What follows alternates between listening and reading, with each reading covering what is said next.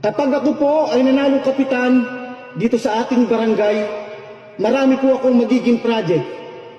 Ang kauna-unahan ko pong magiging project, ipapagawa ko po ang bahay ko. Bakit kanyo?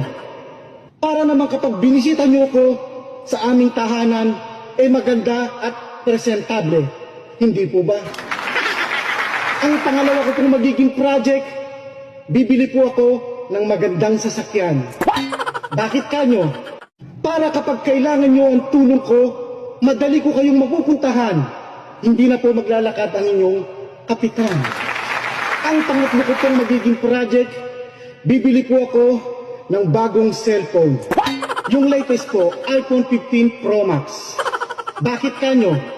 Para kapag ako'y tinawagan nyo or kaya'y tinext, madali ko po kayong ma-replyan o masagot dahil latest po ang cellphone ng inyong kapitan. At ang pang-apat ko pong magiging project, ipapagawa ko po ang ngipin ko.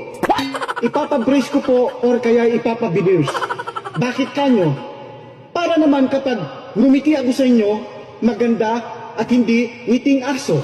Kaya sa darating na halalan, huwag niyo pong kalilimutan. Dating malakas mamulutan, ngayon ay manunungkulan.